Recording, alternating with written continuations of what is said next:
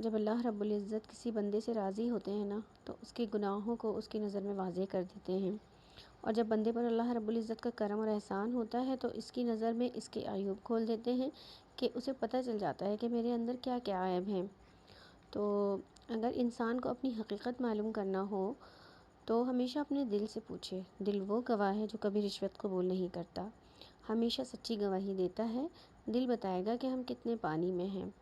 کہے گا کہ تم لوگوں کے سامنے تو بڑے نیک بنے پھرتے ہو، مگر تمہاری اصلیت تو یہ ہے کہ لوگوں کے سامنے تو نیک بن سکتے ہو لیکن اللہ رب العزت کو دھوکہ نہیں دے سکتے۔ ہمارا معاملہ اللہ رب العزت کے ساتھ ہے جو علیم بذات الصدور ہے، اس لیے صاف ستھری اور سچی زندگی گزارنے کے لیے ہمیں گناہوں سے نجات پانا ضروری ہے۔ تو اب بات یہ ہے کہ انسان گناہ چھوڑے کیسے؟ تو جب کسی چیز سے نقصان پہنچنے کا یقین ہو جائے نا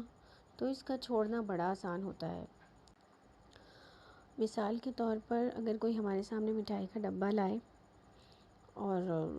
اس میں جو ہے وہ 100 لڈو ہوں اور صرف ایک لڈو میں زہر ہو، تو اور ہم سے کہے کہ یہ فلاں علاقے کی بنی ہوئی ہے اور بہت اچھی ہے ٹیسٹ میں بھی، تو آپ کھا لیں اسے،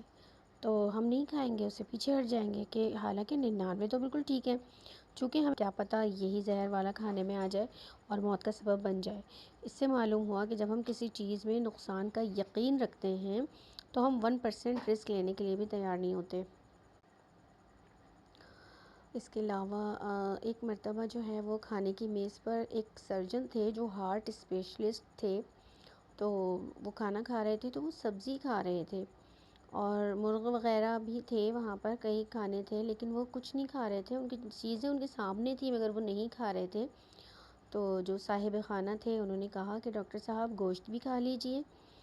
تو بڑے اصرار پر انہوں نے تھوڑا سا گوشت کھا لیا، تو اور انہوں نے کہا کہ جناب اور کھائیں، تو انہوں نے جواب دیا کہ میں سرجن ہوں اور لوگوں کے دلوں کا آپریشن کرتا ہوں اور اس میں جمی ہوئی چربی دیکھتا ہوں نا، تو مجھے اچھی طرح پتہ ہے کہ گوشت کھانے سے کیا نقصان ہوگا، اس لیے کھانے کی طبیعت نہیں ہوتی۔ کیونکہ چربی دار کھانے اور چربی کا نقصان زیادہ واضح ہو چکا تھا ان سرجن کو، تو اس لیے چربی اور گھی والے کھانے سے بچنا ان کے لیے کوئی مشکل کام نہیں تھا، حالانکہ سامنے تھا لیکن ان کا دل نہیں ہوتا تھا کیونکہ انہیں پتہ ہے کہ اس سے جو ہے اس کے کھانے سے جو ہے وہ مجھے نقصان ہو سکتا ہے۔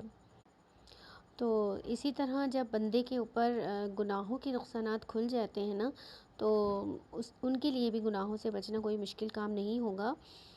بلکہ آسان ہو جائے گا انشاءاللہ۔ تو ڈر ہوگا دل میں کہ قیامت کے دن کہیں رسوائی اور ذلت نہ ہو۔